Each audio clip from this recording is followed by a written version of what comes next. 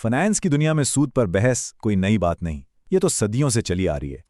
لیکن آج ہم ایک بہت ہی خاص سوال پر بات کرنے والے ہیں، ایک ایسا سوال جو آج کے پورے فائنینشیل سسٹم کو چیلنج کرتا ہے۔ سوال یہ ہے کہ کیا کمرشل انٹرسٹ یا تجارتی سود واقعی ترقی کے لیے ضروری ہے، یا یہ بس پرانے ربا کو ایک نیا نام دینے کی کوشش ہے؟ تو چلیں اس سوال کو مزید آسان کرتے ہیں۔ اصل بات یہ ہے کہ کیا اس بات سے کوئی فرق پڑتا ہے کہ قرض کاروبار کے لیے لیا گیا ہے یا ذاتی ضرورت کے لیے؟ کیا قرض کا مقصد اس پر لگنے والے سود کو حلال یا حرام بنا سکتا ہے؟ اچھا، اس پوری بحث کو سمجھنے کے لیے دو ٹرمز کو سمجھنا بہت ضروری ہے۔ پہلی ہے تجارتی سود، جیسا کہ نام سے ہی ظاہر ہے، یہ وہ سود ہے جو کسی بزنس یا منافع کمانے والے کام کے لیے لیے گئے قرض پر لگتا ہے۔ اور دوسری طرف ہے صرفی سود، یہ وہ سود ہے جو کوئی شخص اپنی ذاتی ضرورتوں جیسے گھر کے خرچے وغیرہ کے لیے قرض لیتا ہے تو اس پر دیتا ہے۔ ان دونوں میں فرق کرنا ہی اس ساری بحث کی بنیاد ہے۔ تو سوال یہ ہے کہ یہ تجارتی اور صرفی سود کی تقسیم آئی کہاں سے؟ اس کے لیے ہمیں تھوڑا تاریخ میں پیچھے جانا پڑے گا۔ 19ویں صدی میں وہیں سے یہ ساری کہانی شروع ہوتی ہے۔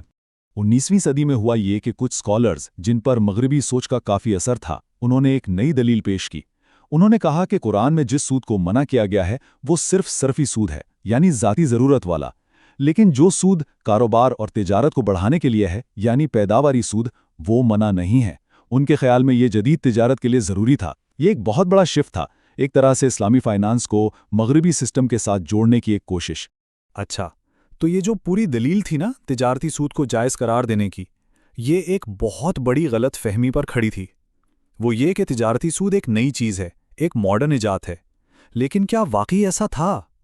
کیا اسلام سے پہلے عرب میں صرف ذاتی ضرورت کے لیے ہی سود پر قرض لیا جاتا تھا؟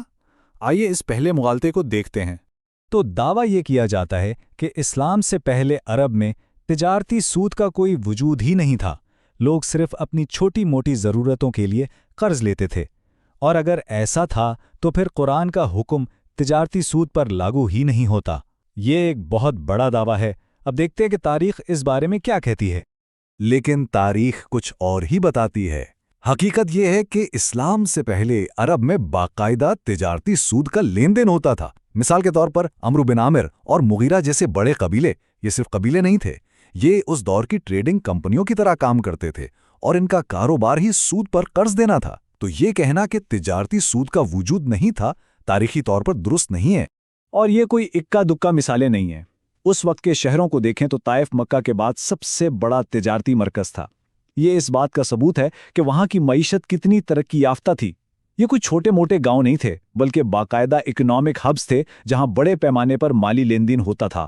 طائف کی مثال تو اور بھی دلچسپ ہے۔ وہاں صرف تجارت ہی نہیں ہوتی تھی، بلکہ ایک پورا فائنینشیل سسٹم موجود تھا۔ شراب، کشمش، گندم جیسی چیزیں ایکسپورٹ ہوتی تھیں۔ لیدر اور رنگائی کی بڑی انڈسٹریز تھیں، اور وہاں جو ثقیف قبیلہ تھا وہ اس دور کے بینکرز تھے۔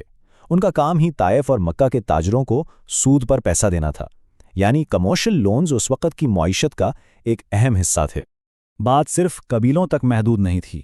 اس دور کی بڑی شخصیات جیسے عباس ابن عبد المطلب اور خالد ابن ولید، انہوں نے تو باقاعدہ ایک پارٹنرشپ فرم بنائی ہوئی تھی، ایک جوائنٹ کیپٹل کمپنی جس کا بنیادی کام ہی سود پر پیسہ چلانا تھا۔ تو یہ کوئی چھپا ہوا کام نہیں تھا، بلکہ ایک اسٹیبلشڈ بزنس ماڈل تھا۔ اور اگر اب بھی کوئی شک باقی ہے تو یہ مثال دیکھیں۔ ایک جلیل القدر صحابی سیدنا زبیر، ان پر 22 لاکھ کا قرض تھا۔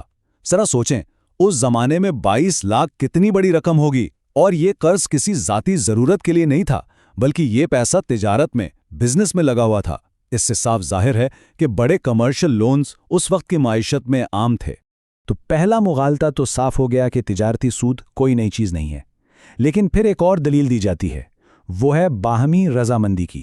کہا جاتا ہے کہ اگر قرض دینے والا اور لینے والا دونوں خوشی سے ایک ڈیل پر راضی ہیں تو پھر اس میں کیا مسئلہ ہے؟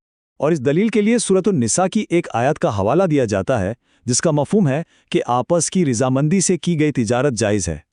تو اس کی بنیاد پر کہا جاتا ہے کہ جب قرض لینے والا اور دینے والا دونوں سود کی شرط پر راضی ہیں تو یہ بھی ایک طرح کی باہمی رضامندی سے کی گئی تجارت ہو گئی۔ پہلی نظر میں یہ بات کافی منطقی لگتی ہے نا؟ لیکن یہاں اسلامی قانون کا ایک بہت بنیادی اصول سامنے آتا ہے، اور وہ یہ ہے کہ صرف باہمی رضامندی کسی حرام چیز کو حلال نہیں کر سکتی۔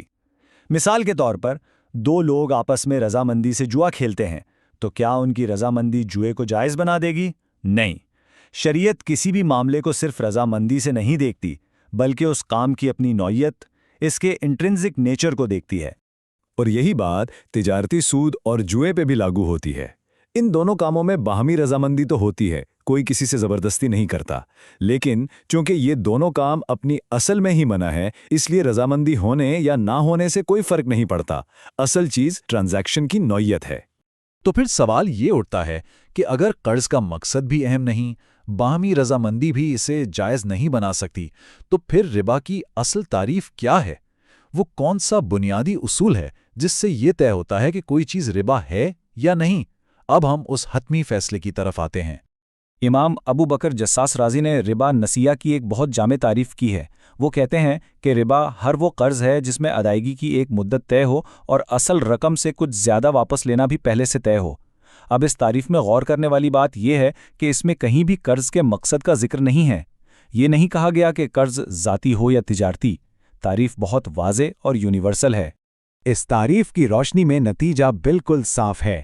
قرآن اور سنت نے قرض پر لی جانے والی ہر اس اضافی رقم کو منع کیا ہے جو پہلے سے طے ہو۔ اس بات سے کوئی فرق نہیں پڑتا کہ وہ قرض کس مقصد کے لیے لیا گیا، یا سود کی شرح کم ہے یا زیادہ۔ تجارتی اور ذاتی، اس معاملے میں دونوں ایک ہی حکم میں آتے ہیں۔ اور اس بات کو حضرت علی ابن ابی طالب سے روایت کی گئی حدیث نے مزید واضح کر دیا ہے کہ ہر وہ قرض جو کوئی فائدہ کھینچ کر لائے وہ ربا ہے۔ یہ ایک ایسا اصول ہے جو ہر قسم کے قرض پر لاگو ہوتا ہے۔ اس میں کسی قسم کی کوئی گنجائش نہیں چھوڑی گئی کہ مقصد کی بنیاد پر کوئی فرق کیا جائے۔ اور آخر میں یہ سب ہمیں ایک بہت بڑے اور اہم سوال پر لا کر کھڑا کر دیتا ہے۔ اگر قرض کا مقصد سود کی حقیقت کو نہیں بدلتا، تو پھر ہمارے آج کے پورے فائنینشل سسٹم کا کیا ہوگا، جس کی بنیاد ہی تجارتی سود پر ہے؟ یہ صرف ایک علمی یا تاریخی بحث نہیں، بلکہ یہ ایک ایسا سوال ہے جو آج کی پوری عالمی معیشت کی اخلاقی بنیادوں کو چیلنج کرتا ہے۔